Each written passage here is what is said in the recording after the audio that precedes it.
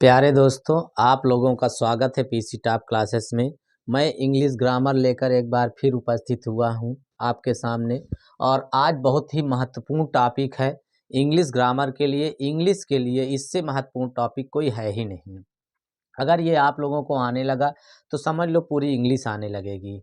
तो ध्यान से सुनिए। इसके लिए समटाइम्स हैप्पीनेस, समटाइम्स सारो, sometimes happiness, sometimes sorrow, life is a struggle, life is a struggle, don't give up, don't give up, keep moving forward, keep moving forward, keep moving forward। इसका मतलब क्या हुआ?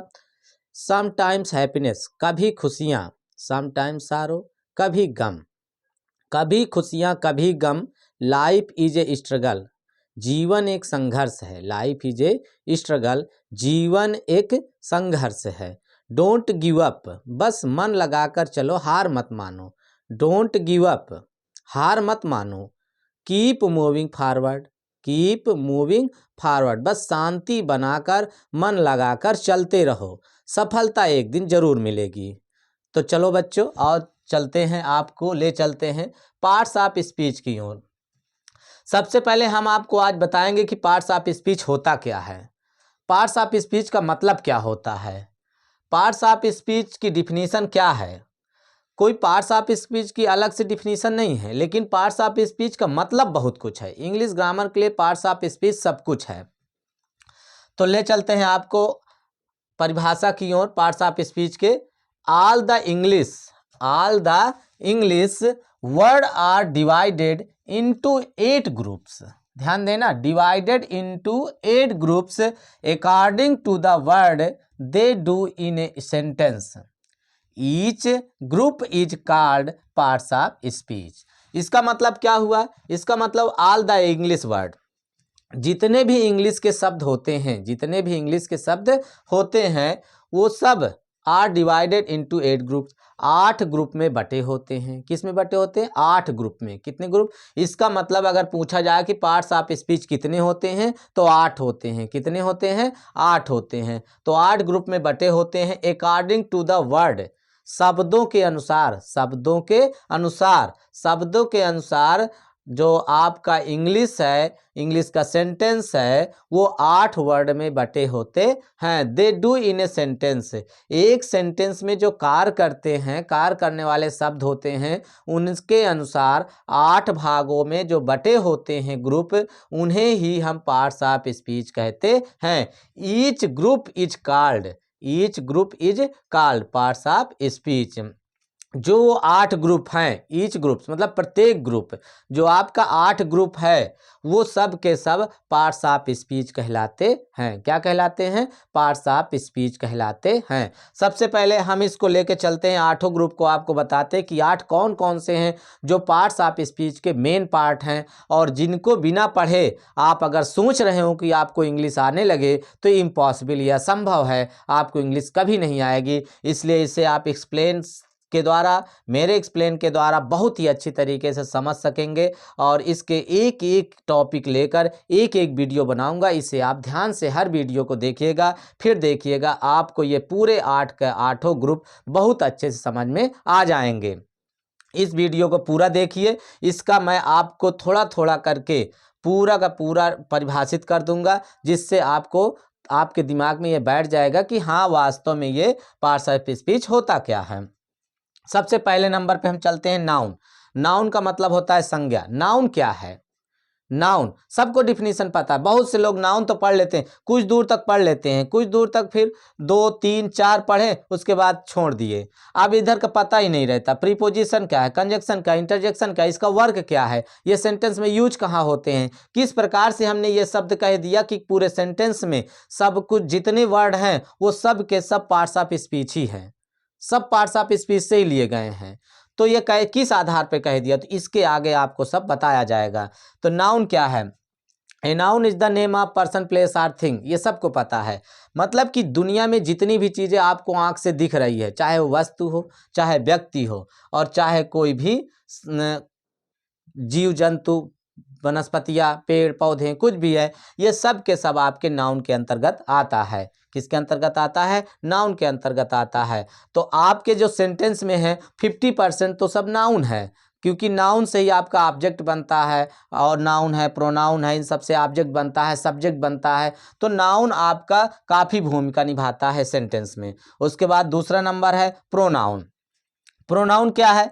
प्रोनाउन जो noun के जगह पर बार बार अगर कहीं नाउन आ रहा है तो वो थोड़ा सा शोभा नहीं देता है, इसलिए नाउन के स्थान पर, नाउन के स्थान पे जिस शब्द का प्रयोग किया जाता है, नाउन के स्थान पे जिस शब्द का प्रयोग किया जाता है उसे प्रोनाउन कहते हैं। उसे क्या कहते हैं? प्रोनाउन कहते हैं। अर्थात नाउन के ही प्लेस पर, नाउन के ही स्थान पर प्रोनाउन का प्रयोग किया जाता है। उसके बाद आपका एडजेक्टिव। एडजेक्टिव का मतलब होता है विशेषण। एडजेक्टिव का मतलब क्या होता है? विशेषण। और विशेषण का मतलब है विशेषता बताने वाला, क्वालिटी बताने वाला। अब किसकी क्वालिटी बताता है एडजेक्टिव, ये जानना जरूरी है। एडजेक्टिव क्वालिटी तो बताता है, लेकिन किसकी बताता है ये आपको जानना जरूरी है। एडजेक्टिव जो होता है वो नाउन, प्रोनाउन या खुद अपनी एडजेक्टिव की विशेषता बताने वाला होता है।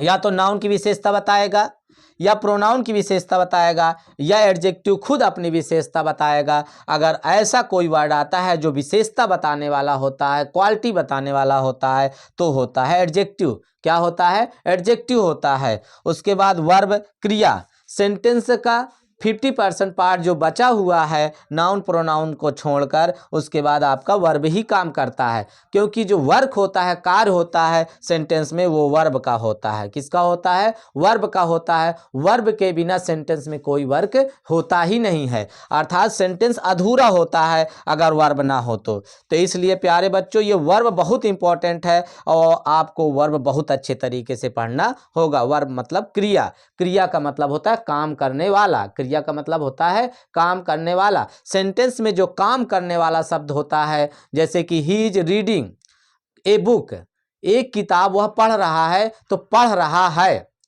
तो पढ़ना जो है उसका काम है, क्या? किताब का। तो किताब आपका एक नाउन के अंतर्गत आता है, और जो पढ़ने का वर्ग कर रहा है वो आपका क्या है? वर्ब है। खेलना, सोना, पढ़ना, लिखना, आना, जाना, ये सब कुछ आपका क्या है? वर्ब है। तो इस प्रकार से वर्ब की जानकारी, क्योंकि बिना वर्ब के हमारा कोई भी सेंटेंस पूर्ण होता ही नहीं है, तो हमें वर्ब बहुत अच्छे तरीके से पढ़ना है। उसके बाद एडवर्ब। एडवर्ब क्या है? एडवर्ब क्रिया विशेषण। एड से, एडजेक्टिव से एड लिया गया है, और वर्ब, वर्ब का मतलब होता है क्रिया। तो क्रिया की विशेषता बताने वाला, जो क्रिया की विशेषता बताए, या तो खुद अपनी विशेषता, एडवर्ब अपनी एडवर्ब की विशेषता बताए। मतलब जब क्रिया, कोई शब्द ऐसा आता है जो वर्ब की विशेषता बताता है, किसकी बताता है? वर्ब की विशेषता बताता है, तो वह आपका एडवर्ब कहलाता है। क्या कहलाता है? एडवर्ब कहलाता है। एडवर्ब किसी भी वर्ब की बहुत अच्छी तरीके से क्वालिटी बतलाता है, विशेषता बताने वाले को एडवर्ब कहते हैं। प्रीपोजिशन का क्या काम है? प्रीपोजिशन संबंधवाचक।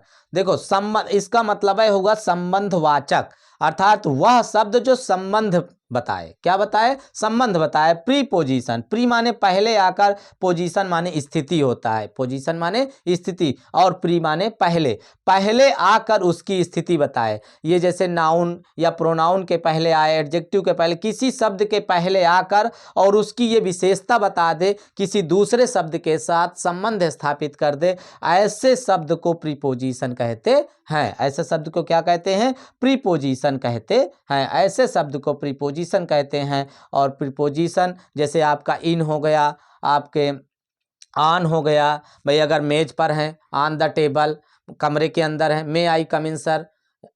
तो इस प्रकार से इन जो आपका आता है, इन है, एट है, ऑन है, ये सब के सब आपके प्रीपोजिशन के अंतर्गत आता है। टू है।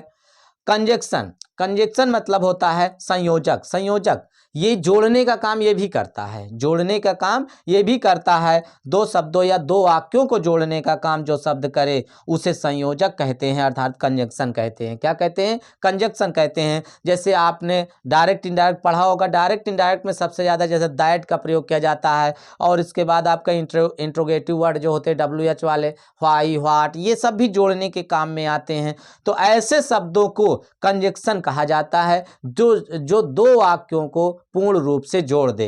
क्या करे? दो वाक्यों को पूर्ण रूप से जोड़ दे। ऐसे शब्दों को हम संयोजक कहते हैं, कंजंक्शन कहते हैं। दो शब्दों को जोड़ना, दो फ्रेज को जोड़ना, दो क्लॉज को जोड़ना, दो सेंटेंसों को जोड़ना, ऐसे जो शब्द जोड़ने का काम करता है वो आपका कंजंक्शन कहलाता है। इंटरजेक्शन, इंटरजेक्शन क्या है?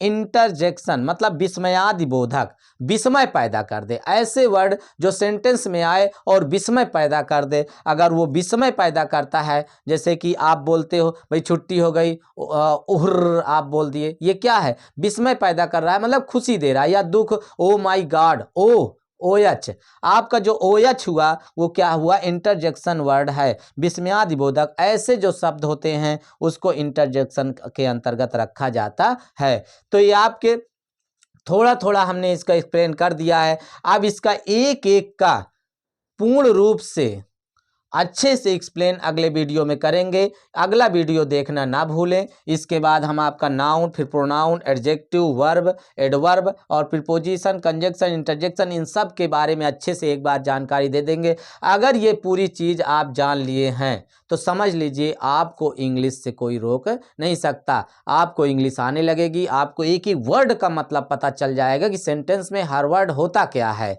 तो चलिए बच्चों, अब आपको अगले वीडियो में बताएंगे कि नाउन क्या होता है। थैंक्स।